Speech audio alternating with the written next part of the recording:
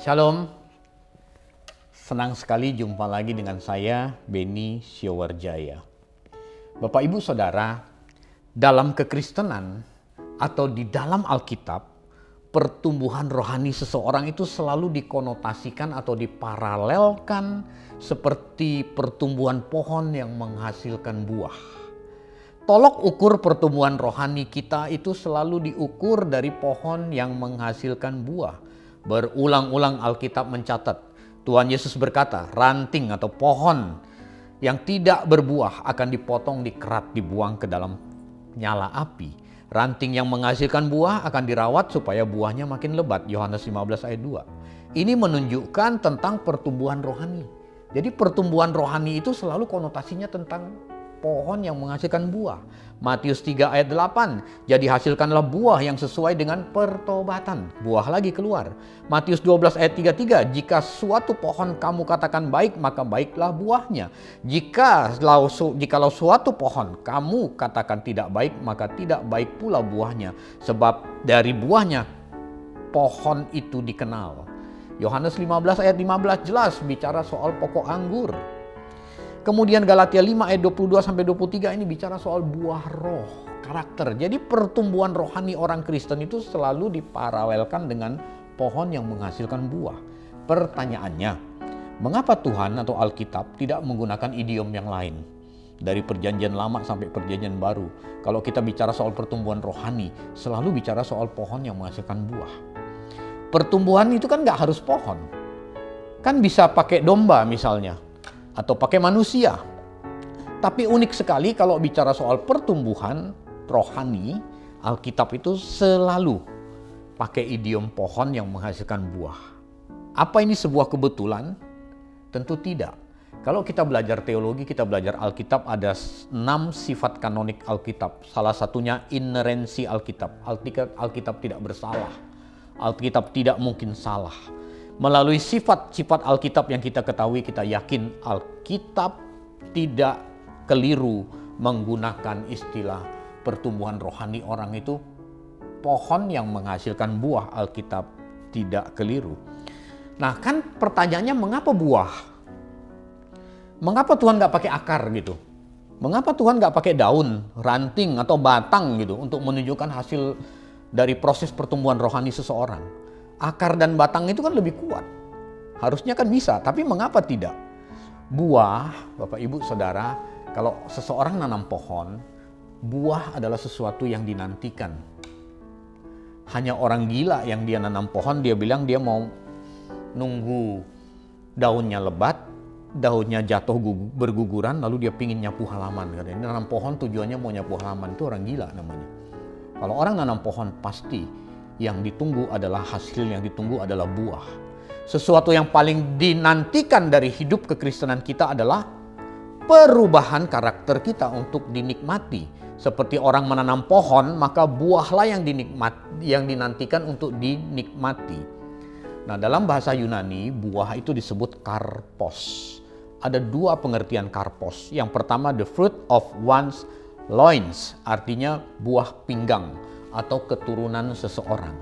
Itulah sebabnya Tuhan Yesus bilang, dari buahnya kamu tahu kualitas pohonnya, asalnya, dan pengajarannya. Memang pengertian buah itu karpos adalah buah pinggang atau keturunan seseorang. Tapi yang menarik pengertian yang satu ini, yang berbeda. Buah itu, karpos itu adalah praises, puji-pujian, which are presented to God as a thanks offering. Puji-pujian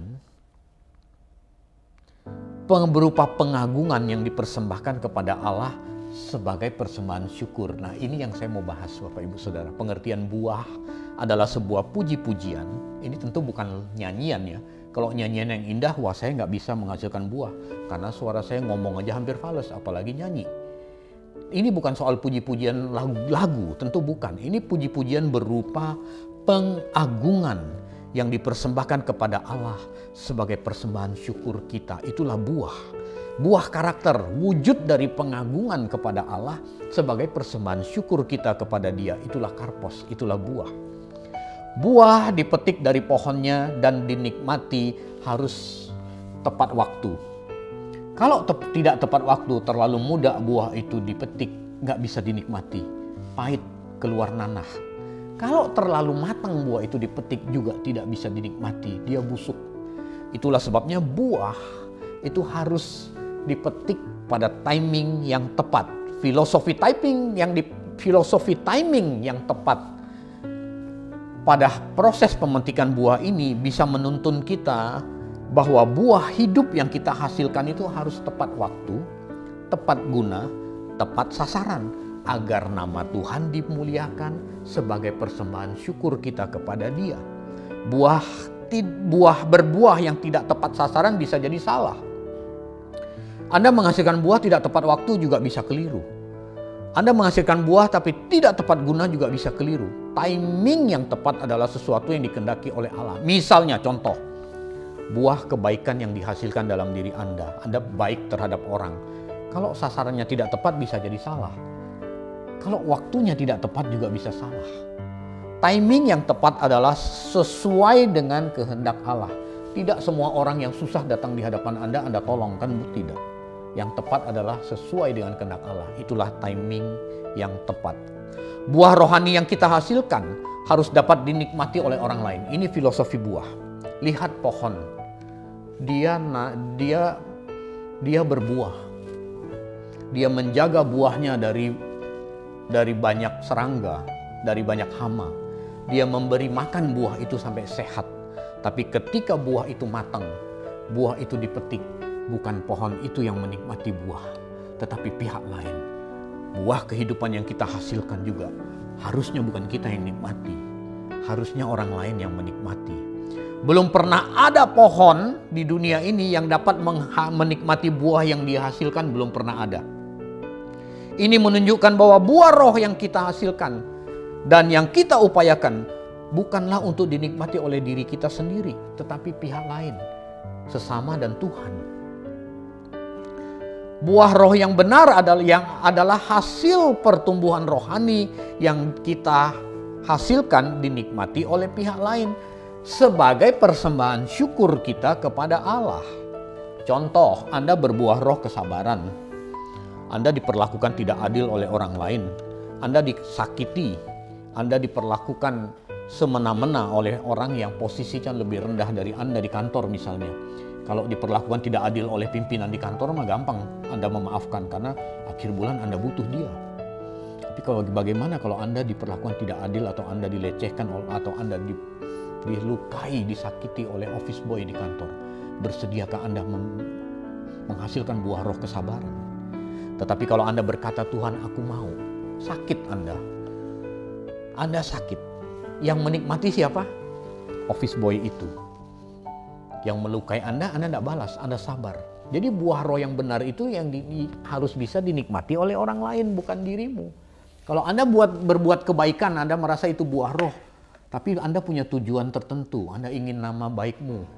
Wah, si itu baik benar. Dia memberi, dia kasih banyak, dia kasih persembahan ke gereja banyak. Tapi Anda mau nama Anda terpampang. Itu bukan buah. Karena Anda menikmati apa yang Anda lakukan. Itu bukan buah yang dimaksud. Itu bukan karpos. Itu bukan wujud ucapan syukurmu kepada Tuhan. Bukan. Kalau sekedar perbuatan seperti itu orang agama lain juga banyak. Tetapi kekristenan buah yang benar itu tidak dinikmati oleh kita. Tapi orang lain. Tapi nama Tuhan dipermuliakan. Itu buah yang benar. Bapak, Ibu, Saudara. Pada saat kita berbuah roh, itu kita bisa sakit loh. Kalau kita buah roh kesabaran, kita diperlakukan tidak adil. Kita dongkol, sekalipun kita bisa balas, kita berkata tidak. Kita terluka. Begitu pula pohon. Ketika buah itu matang, buah itu dipetik dari pohon itu terluka. Dia mengeluarkan nanah, dia terluka. Itulah prinsip buah yang benar. Kita sabar. Kita memiliki buah roh yang mengampuni misalnya. Kita bisa melakukan hal yang lebih dahsyat yang dilakukan oleh orang lain terhadap kita. Tapi kita berkata tidak karena kita mau taat kepada Tuhan. Kita mau berbuah roh yang benar. Buah roh pengampunan misalnya.